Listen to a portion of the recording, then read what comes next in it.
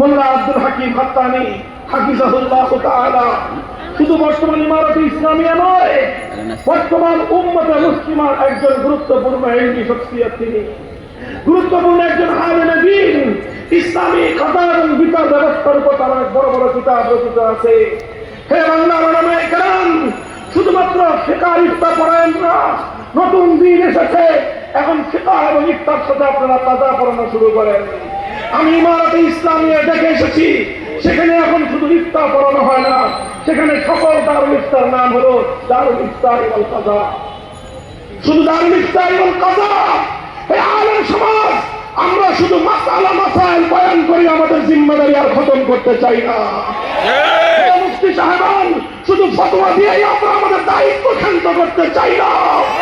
আমরা যে ফতোয়া দিব, কোরআনের আলোকে ওলামায়ে কেরাম যে রায় ঘোষণা করবে, আদালত যেন সে রায় বাস্তবায়ন করতে বাধ্য হয়, এমন ইসলামী হুকুমত কায়েম করতে চাই।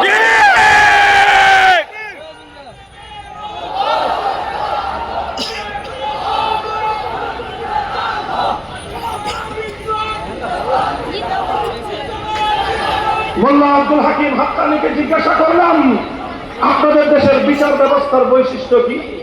তিনি সংক্ষেপে বললেন, আমার দেশের বিচার ব্যবস্থার বৈশিষ্ট্য হলো এই যে এখানে যে কোনো বাদী যদি আদালতের শরণাপন্ন হয়, বিচার এবং ফরিয়াদ নিয়ে তার বিচার আদালতে গ্রহণ, তার ফরিয়াদ আদালতে দাখিল হওয়ার 2 সপ্তাহের মধ্যে আদালত তার মামলার রায় ঘোষণা করতে বাধ্য।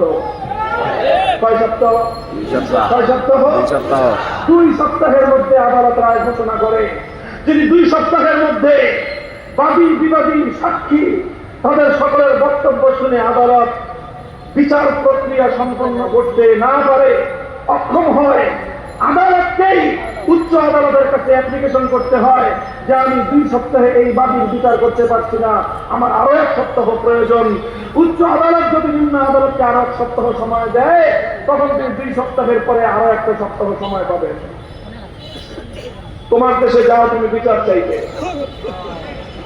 আমার বাংলাদেশের বিচার ব্যবস্থাকে, বাংলাদেশের কথা আমি কি বলবো, দোষ তো বাংলাদেশের না, দোষ তো বাংলাদেশের না, দোষ তো বাংলার মাটির না, দোষ তো বাংলার জনগণের নয়, দোষ হলো তাদের যারা আমাদের দেশে উপনিবেশ কায়েম করেছিল। সেই ব্রিটিশ শাসন ব্যবস্থা, তারা আমার দেশকে দখল করলো, আমার রাজত্ব দখল করলো, আমার সম্পদ চুরি করলো।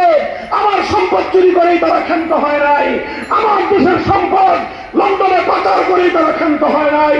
আমার শিক্ষা ব্যবস্থা ধ্বংস করে দিল, আমার শাসন ব্যবস্থা ধ্বংস করে দিল, আমার বিচার ব্যবস্থাটাও ধ্বংস করে দিয়ে ব্রিটিশের মানব রচিত এক কালাকানুনের মাধ্যমে আমার দেশের বিচার ব্যবস্থাকে তারা গড়ে তুলল।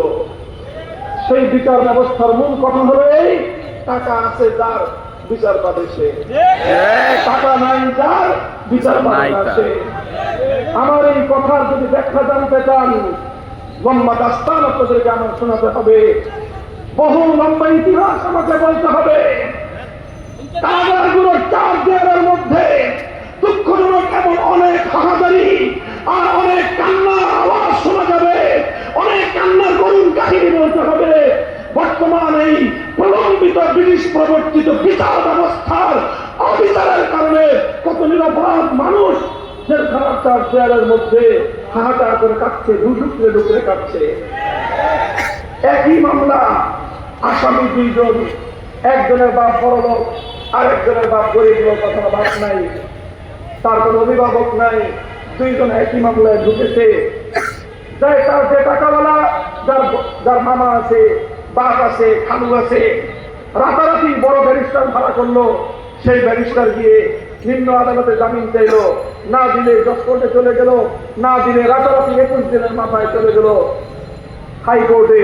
হাইকোর্ট থেকে জামিন নিয়ে 1 মাসের মধ্যে বন্দি বের করে নিয়ে আসলো। আর তারই কেস পার্টনার, একই মামলার অপর আসামি, ওর মামুও নাই, খালুও নাই, দুলাভাইও নাই, বাপ নাই, চাচা নাই, গার্জিয়ান নাই। শুধু এই কারণে 14 বছর পর্যন্ত জেল খাটতে হচ্ছে, বিচার হয় নাই। এখনো পর্যন্ত আসামি হিসেবে কারাগারে অন্ধকার কারা প্রকাশ্যে আত্মচিৎকার করে তার দিন কাটতেছে। যদি মনে করেন বাড়াইয়া বলতেছি, যে দেখে আসেন, আমরা নিজেরা দেখে এসেছি, প্রত্যক্ষদর্শী। এটা কেন? এটা হলো বিচার ব্যবস্থার বৈষম্য। আমরা চাই ব্রিটিশ প্রবর্তিত কারাকানুনের বৈষম্যের বিচার সামনের বাংলার মাটি থেকে বঙ্গোপসাগরে ভাসিয়ে দাও। আল কোরআনের বিচার ব্যবস্থা কায়েম করো। মোহতারাম হাজিরিন, এত দ্রুত বিচার করা হয় এবং আপিলের সুযোগ আছে, উচ্চ আদালত আছে, সর্বোচ্চ আদালত আছে। 3 আদালতে 2 সপ্তাহ 6 সপ্তাহের মধ্যে বিচার কার্যকর হয়ে যাবে। এই জন্য সেই জনপদে সকল সন্ত্রাসী জানে, যদি আজকে আমি কারো জানমালের নিরাপত্তা বিঘ্নিত করি, আগামীকাল আমাকে আদালতে বিচারের সম্মুখীন হতে হবে। এই জন্য কেউ কোনো অপরাধ করার সাহস পায় না। মোহতারাম হাজিরিন, কথা অন্য প্রসঙ্গে চলে গেলাম। এই জাতীয় কিছু কথা আপনাদেরকে এই জন্য বললাম যে আলহামদুলিল্লাহ 40 বছর পৃথিবীর 2 সুপার পাওয়ারের সঙ্গে লড়াই করে, যুদ্ধ করে, আমার তোমার মতো একজন ইমানদার, তারা তাদের দেশে ইসলামী ইমারত কায়েম করেছেন, তারা তাদের জমিনে আল্লাহর কোরআনের রাজ কায়েম করেছেন, তারা তাদের জমিনে ইসলামী খেলাফত কায়েম করেছেন, তারা তাদের জমিনে আল্লাহর কোরআন শুধু মসজিদে তেলাওয়াত করে না, তারা তাদের জমিনে আল্লাহর কোরআন শুধু মাদ্রাসায় তেলাওয়াত করে না, তাদের জমিনে যেই কোরআন মসজিদে তেলাওয়াত হয়, যেই কোরআন মাদ্রাসায় তালিম হয়, সেই দেশের প্রতিটি মন্ত্রণালয়, প্রতিটি আদালত সেই কোরআন অনুযায়ী পরিচালিত হয়। নারায়ে